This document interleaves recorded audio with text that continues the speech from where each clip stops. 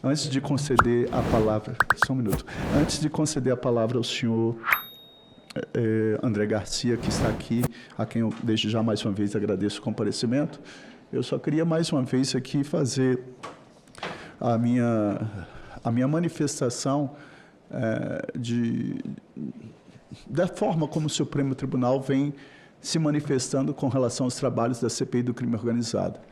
Eu sempre falei e sempre vou falar que nós vivemos num império em que a premissa constitucional do artigo 5º é que todos somos iguais perante a lei, independente de raça, cor, etnia, religião, origem, orientação sexual. Só que no Brasil, uns são mais iguais que outros. Quando é para agir de forma contundente contra pobre e preto, vale tudo, as leis funcionam, o Código de Processo Penal funciona, o Código Penal funciona, Lei de Execução Penal funciona, as instâncias, às vezes, nem o pobre, nem segunda instância vai. É transitado em julgado em primeira instância. Agora, quando a gente tenta fazer a apuração de qualquer conduta que envolva crimes de colarinho branco, crimes de sonegação fiscal, crimes contra a ordem tributária, crimes de sonegação fiscal, corrupção ativa, corrupção passiva, peculato, crimes envolvendo agentes políticos, crimes envolvendo outros agentes de outros poderes, nós temos decisões que, com todo respeito, eu tenho que me curvar à decisão judicial, porque a decisão judicial não se discute, se cumpre, mas a advocacia do Senado está, eu, enquanto presidente, recorrendo de todas as decisões que, de alguma forma, vêm inviabilizando, que é essa palavra que a população tem que saber. A população tem que entender que a CPI do crime organizado ela está tentando com toda isenção e responsabilidade, tanto da parte do relator como da minha parte enquanto presidente e do vice-presidente senador Hamilton Mourão, que a gente apure. Olha, ninguém está acima da lei, ninguém está acima da lei. Agora, não é razoável que nós tenhamos aí, a gente aprova que numa comissão parlamentar de inquérito, oitiva de testemunha, o Supremo vem e fala, a testemunha não é obrigada a comparecer. Convocação não é obrigada a comparecer. Transferência de sigilo não é obrigado, invalida e não vai fornecer. Olha, então não quer que se apure? Por que não quer que se apure? É isso que tem que ser questionado. Quem nada deve, nada teme. Quem nada deve, nada teme. Eu sempre falo isso. Se me falasse assim, senador Contarati, o senhor autoriza a quebra do sigilo bancário do senhor? Pode pegar a quebra do meu sigilo bancário. Pode pegar. Porque eu vou lá falar, olha, eu recebo X como aposentado como delegado de polícia, recebo como senador, essas são minhas fontes, essas são as receitas, e dali que sai. Agora, eu acho lamentável e eu acho isso uma afronta com a população brasileira. Porque é muito triste você ver e falar, e com todo respeito ao convidado que aqui está, porque eu fiz essa fala, a mesma fala eu fiz com o então ministro Ricardo Lewandowski. Eu falei, ministro, qual é o percentual da população carcerária no Brasil que hoje está cumprindo pena de corrupção ativa, corrupção passiva, peculato? Você não tem. As cadeias estão lotadas com um segmento, com um recorte socioeconômico. E aí vale tudo. Aí a gente pode fazer, aí faz e acontece. A gente altera Código Penal, altera Código de Processo Penal, condução coercitiva, está tudo bem. Agora, na hora que a gente tem, quando ousa condenar um político por corrupção, concede prisão domiciliar. Olha, as cadeias estão lotadas de pessoas com doenças, com comorbidades, com câncer, com HIV, com moléstias incuráveis, morrendo dentro do sistema prisional e não são concedidos prisão domiciliar. Mas no Brasil, uns são mais iguais que outros. Então, eu só quero fazer aqui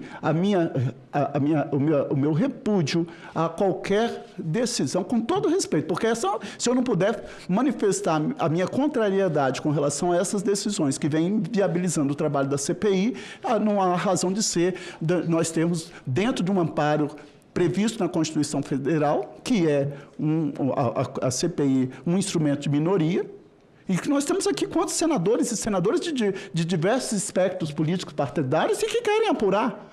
Agora, nós estamos diante de uma das principais comissões parlamentares de inquérito, a Comissão do Crime Organizado no país. E o que vem a ser crime organizado? Senão o modus operandi que já se aperfeiçoou, que está impregnado em organizações que não é mais aquilo que era antigamente. Agora nós temos envolvimento de pessoas, de agentes públicos, agentes privados, instituições de todas as esferas, que tem que ser apurado. Então, eu queria aqui só fazer essa manifestação de discordância dessas decisões que estão inviabilizando o trabalho da CPI do crime organizado. Com a palavra, o senador Alessandro Vieira. Obrigado, senhor presidente. Cumprimento os presentes, nosso convidado. Eu pedi a palavra, presidente, para historiar de forma mais precisa a situação específica do ex-governador Ibanez Rocha. O ex-governador Ibanez foi convidado, ainda no cargo, a comparecer para prestar esclarecimentos aqui com relação à política de segurança do DF. O Distrito Federal tem números consistentes, positivos, no tocante ao combate ao crime, então esse era o primeiro objeto. E já naquele momento, o governador, de forma bastante assintosa, manifestou que não compareceria de forma alguma. Ao contrário de outros governadores. O governador tem agenda, o governador tem dificuldade. E alguns se colocaram à disposição para comparecer, o governador de Santa Catarina compareceu, mas apenas o governador Ibanez se recusou de plano a comparecer. E ele devia ter seus motivos para se recusar. Quando ele renuncia ao cargo para se colocar como apto a concorrer nas novas eleições desse ano, a gente apresenta e aprova a convocação dele. E era importante a presença, e é importante a presença do ex-governador Ibanez para que ele possa esclarecer, novamente, a questão da política de segurança pública no combate a facções, mas também o envolvimento nele no escândalo do Master BRB. Até porque as notícias vão se avolumando e preocupam o cidadão do Brasil todo, mas especialmente do Distrito Federal, coisas como a notícia de que, mesmo após a constatação de que as carteiras de crédito eram fraudulentas, se fez a aquisição de mais de 20 bilhões em créditos podres do Banco Master. Né? Então, assim, não adianta tentar tapar o sol com a peneira. Aquilo que a gente não consegue fazer aqui pela CPI, e aí, lamento a decisão, a reiteração de decisões do Supremo Tribunal Federal esvaziando CPIs. Essa CPI, ela tocou, presidente Fabiano e colegas, ela tocou num ponto sensível que em 200 anos ninguém tocou, que é o envolvimento direto de ministro do Supremo com figuras, no mínimo, controversas. Aquilo que a imprensa fala, aliás, hoje, parabéns, dia do jornalista, parabéns para todos os jornalistas, aquilo que a imprensa fala há décadas, aquilo que os corredores de Brasília falam há décadas, mas que ninguém nunca colocou no papel, a gente está colocando no papel, a gente está demonstrando essa realidade. Isso incomoda sobremaneira. Porque, como diz o presidente Fabiano Contarato, no Brasil, a lei penal só vale para preto e pobre. Essa é a verdade. No Brasil, a lei só vale para pobre. Essa é a realidade, infelizmente. E eu fico impressionado como alguém tem a coragem de pedir a confiança dos brasileiros ou dos moradores do Distrito Federal e depois não tem a coragem de prestar esclarecimentos, prestar contas. E eu estou falando do correligionário. O ex-governador Ibanez Rocha é meu colega do partido, do MDB. Não tenho nenhum problema pessoal, não sou eleitor do Distrito Federal, não tenho questão nenhuma partidária envolvida, ideológica envolvida. Tem uma questão moral envolvida. Tem uma questão legal envolvida. E a gente precisa avançar como país no sentido de que a lei efetivamente seja a mesma lei para todos. Porque eu desconheço, nesses quase 25 anos de polícia, a hipótese de pessoas que são convocadas para prestar depoimento que conseguem da justiça uma salvaguarda de compareça se quiser, esclareça se quiser, entregue os sigilos que a justiça mandou entregar se quiser, porque o COAF está nessa situação agora, o COAF está constrangido, o COAF está ameaçado pelo ministro Alexandre de Moraes, flagrantemente constrangido, ameaçado para que não entregue relatórios de inteligência financeira sob pena de cometer uma série de crimes ilícitos. Por quê? O que tem de tão grave que tem que esconder?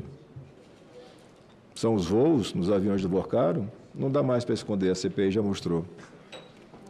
São os contratos multimilionários? Também não dá mais para esconder. A imprensa mostrou, a CPI comprovou. Então, qual é o passo que falta? Para que a gente transforme esse país de verdade numa república. Então, temos muito a fazer, presidente Fabiano. Comunico a Vossa Excelência e ao colegiado, hoje à tarde tenho reunião com o presidente dessa casa, senador Davi Alcolumbre, para tratar do pedido de renovação de prazo, prorrogação de prazo por mais 60 dias da CPI.